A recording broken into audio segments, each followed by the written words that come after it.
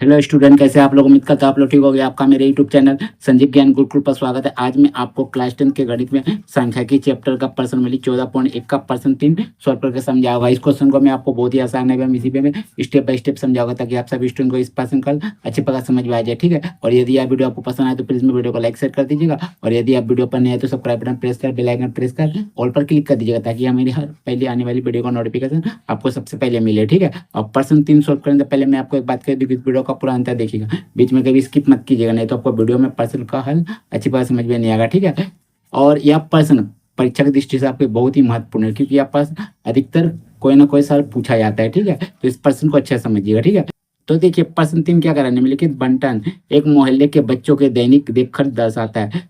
माध्य जेब खर्च ₹18 है, लुप्त बारंबारता f ज्ञात कीजिए। ठीक है, कहने का मतलब है यहाँ जो ये लुप्त बारंबारता है यहाँ कितना होना चाहिए ताकि आपका माध्य जेब खर्च 18 निकले। ठीक है, तो हमें ए एफ निकालना है। ठीक है, तो ये जो आंकड़ा आपका दिया हुआ है 36 दिया हुआ है। ठीक है, हम लोग इसको ऊर्ध्वाधर लिख लेंगे। ठीक है, यानी रो में दिया हम लोग कॉलम में लिख लेंगे। ठीक है, तो चलिए, तो देखिए हम लोग हमने पहले चार्ट बना लिया है। ठीक है, देखिए चार्ट, देखिए ठीक है, चार्ट बना लिया। देखिए चार्ट में क्या लिखा गया है, चार्ट में लिखा गया है, देखिए दैनिक देव भत्ता रुपयों में बच्चों की संख्या। ठीक है, देखिए 10 से 13 रुपया डेली जेब खर्च करने वाले बच्चों की संख्या कितना? 7 है। 13 से 15 रुपया रोज जेब खर्च करने वाले बच्चों की संख्या कितना? 6 है। तो ये हम लोग यहाँ लिखे। ठीक है, दैनिक जेब भत्ता रुपयों में 11 से 13 में आपका बच्चों की संख्या कितना जेब खर्च करने वाले? 7, और 13 से 15 में आपका कितना है? 6। ठीक है, और 15 से 17 देखिए, 15-17 में कितना देखिए? 9, और 17 से 19 में देखिए कितना है? 17 से 19 में आपका दिया हुआ 13। ठीक है, और आपका 19 से 21 में कितना अज्ञात है। ठीक है, और 21 से 23 में कितना? 5 है, और 23 से 25 में आपका जेब खर्च दैनिक कितना है? आपका 4 है। ठीक है, बच्चों की संख्या। तो बस ठीक है, तो हमें क्या ज्ञात करना है? माध्य। तो माध्य ज्ञात करने के लिए हमें क्या चाहिए? एफ और एक्स की आवश्यकता होती है। ठीक है, तो ये देखिए ए आपका दिया हुआ है क्या? ए आपका जो बच्चों की संख्या है ये आपका एफ है। ठीक है, एफ यानी बारंबारता है। ठीक है, और ये जो दैनिक जेब खर्चा है रुपयों में, ये आपका वर्ग अंतराल है। ठीक है, तो हमें क्या करना है? एक्स ज्ञात करना है, यानी वर्ग अंतराल। तो वर्ग अंतराल, ये वर्ग अंतराल यानी वर्ग चिन्ह। ठीक है, वर्ग चिन्ह ज्ञात करना है, वर्ग चिन्ह यानी एक्स, ये हमें ज्ञात करना है। ठीक है, तो चलिए वर्ग चिन्ह कैसे निकालते हैं? देखिए वर्ग चिन्ह हम लोग निकालते हैं वर्ग अंतराल से। ये जो 11 है निम्न वर्ग सीमा, जो 13 है उच्च वर्ग सीमा, इन दोनों को जोड़ते हैं, 2 से भाग देते थे। ठीक है, तो हमारा निकल जाएगा क्या? वर्ग चिन्ह। ठीक है, तो चलिए देखिए क्या है? 11 जोड़ 13 बटे 2, तो आपका कितना हो जाएगा? 3 और 1 4, 1 1 2 अब बटे 2। ठीक है, काटिएगा कितना आ जाएगा? 2 कम 2, 2 दूनी 4 यानी 12। तो लिख दीजिए 12। ठीक है, उसका बाद देखिए क्या करिएगा? 13 और 15 का, चलिए 13 जोड़ 15 बटे 2। ठीक है, तो कितना आ जाएगा? 8 5 3 8 और 1 1 2 2, और यहाँ 2 काटिएगा तो आपका आ जाएगा 14। चलिए लिख दीजिए 14।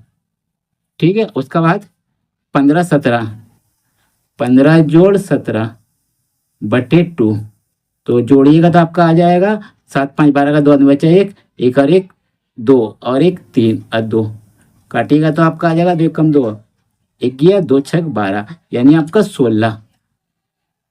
ठीक है, तो देखिए इसे गौर से आप देखिएगा तो आपको पता चलेगा कि इसमें एक्स में देखिए आपका 2 2 का अंतराल है। 12 बाद 14 है, 14 बाद 16 है, तो बस 2 2 का अंतराल करते अब चल जाएगा। ठीक है, ट्रिक होता है ये। तो 18 हो जाएगा, फिर 20 हो जाएगा, फिर 22 हो जाएगा, और फिर आपका हो जाएगा 24। ठीक है, चलिए अब क्या निकालना होगा हमें? माध्य निकालने के लिए एफ और एक्स, यानी एफ का गुना होगा एक्स से, तो 12 सत्ते आपका हो जाता है 84। ठीक है, फिर 14 छक कितना हो जाता है आपका? 84। ठीक है, फिर आपका ये 16 नवा कितना हो जाता है? 16 नवा आ जाता है 144, 144। फिर आपका 13 और 18 को गुना करते हैं। ठीक है, चलिए लीजिए 13 गुना 18, ठीक है। 8 3 24 का 4 में 4 2, 8 एकम 8 2 10, 3 1 1 3 3, 1 1 कम 1, 4 3 1 और 1 मिलके 2, ठीक है। 234, तो लिख दीजिए 234, ठीक है। उसके बाद क्या है आपका, ठीक है 20F, तो 20F को ऐसे ही लिख दीजिए 20F, ठीक है। उसके बाद 22 पचे होता है आपका 110, ठीक है 110, ठीक है। उसके बाद 24 चौके होता है आपका 96, लिख दीजिए 96, ठीक है। हो गया। अब टोटल करेंगे, चलिए अब मैं आपका टोटल करता हूँ। देखिए किसका कीजिएगा टोटल, एफ का और एफ एक्स का, ठीक है। तो एफ का टोटल कीजिएगा तो लिखिएगा यहाँ सिग्मा एफ, ठीक है। तो सिग्मा एफ करिए।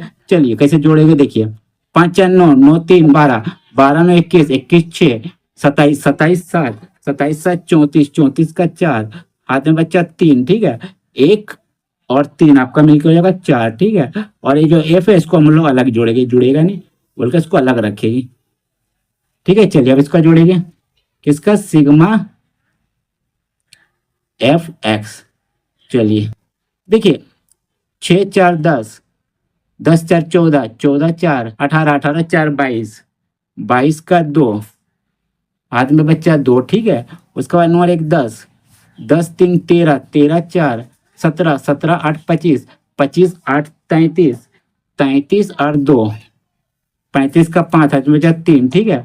उसके बाद 2 और 1 3 और 1 4 और 4 3 7, लिख दीजिए 7, ठीक है। और जोड़ ये जो 20F था इसको अलग लिख दीजिए 20F, ठीक है। देखिए अब क्या करूँगा, माध्य निकालूंगा, तो लिखिए माध्य, इसीलिए माध्य बराबर माध्य, माध्य को हम लोग किससे डिनोट करते हैं, एक्स डैश से, ठीक है। चलिए क्या हो जाएगा, sigma F x by sigma F, ये होता है माध्य निकालने का फॉर्मूला, ठीक है। तो देखिए आपका इस प्रकार के सवाल में अज्ञात बारंबारता निकालने में आपका माध्य का मान दिया रहता है, ठीक है। तो देखिए माध्य का मान कितना है, या देखिए माध्य जेब खर्च रुपया 18 रुपया है, तो बस ये 18 रुपये हम लोग लिख देंगे, लीजिए 18 रुपये यहाँ लिख दीजिए माध्य का जगह में, ठीक है। अब सिग्मा एफ एक्स कितना है, देखिए 752 जोड़ 752 जोड़ 20F बटे सिग्मा एफ कितना है 44 जोड़ F, ठीक है। चलिए अब क्या करूंगा, तिरछा तिरछी गुना करूंगा ना, 18 से गुना होगा इसका, और इसको हम लोग लिख देंगे बराबर का उधर है, ठीक है। तो चलिए करता हूँ, लिखता हूँ 18 गुना, इसको लिखिए यहाँ कुछ नहीं, मैंने एक है तिरछा तिरछी गुना 44 जोड़ F, फिर एक से गुना होगा इसका तो यही उतर जाएगा 752 जोड़ 20F, ठीक है। चलिए अब क्या करूँगा, अब देखिए 18 से मैं गुना करता है इसको, ठीक है। तो मैं यही कर देता हूँ आपको बगल में रख, ठीक है। तो लिखता हूँ 18 गुना 44, ठीक है। 4 और 32 का 2 3 4 एकम 4 3 7, वही उतर जाएगा 2 7, क्योंकि 4 से ही करना है 2 7 2 9 और 7 का 7, 792 लिख दीजिए 792 जोड़ 18 से आपको गुना होगा तो 18 एफ ए आएगा, ठीक है। अब 752 को ऐसे लिख दीजिए, ठीक है। अब लिख दीजिएगा प्लस 20F को, ठीक है। देखिए एफ को एफ का पास ले जाइए, संख्या को संख्या पास ले जाइए, ठीक है।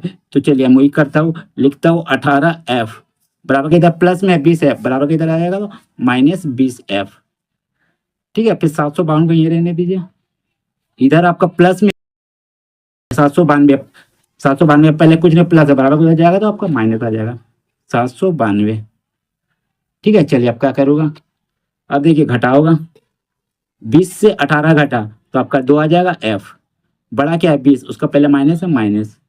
चलिए अब इसको घटा होगा, देखिए घटाता हूँ 792 से 752 घटा देता हूँ, 2 2 गया 0, 9 में 5 गया 4, 1 कट गया में 40, लिख दीजिए 40, ठीक है। चलिए और यहाँ आपका बड़ा क्या 792 माइनस है, उसका पहले माइनस लगा दिया, माइनस माइनस बराबर का इधर उधर कट गया, ठीक है। तो F बराबर क्या हो जाएगा, तो इसीलिए F बराबर हो जाएगा 40 बराबर के इधर 2F क्या सटाओ यानी गुना में, बराबर के इधर 2 आएगा तो आपका भाग में आ जाएगा, तो काट दीजिए 2 दूनी 4 2 0 0, ठीक है। और 2 1 कम 2, ठीक है।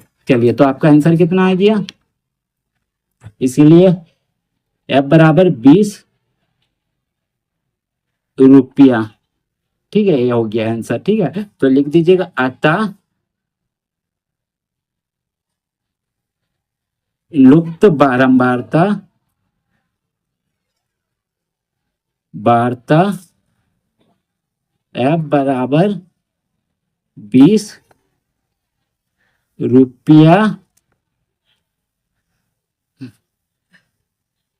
है।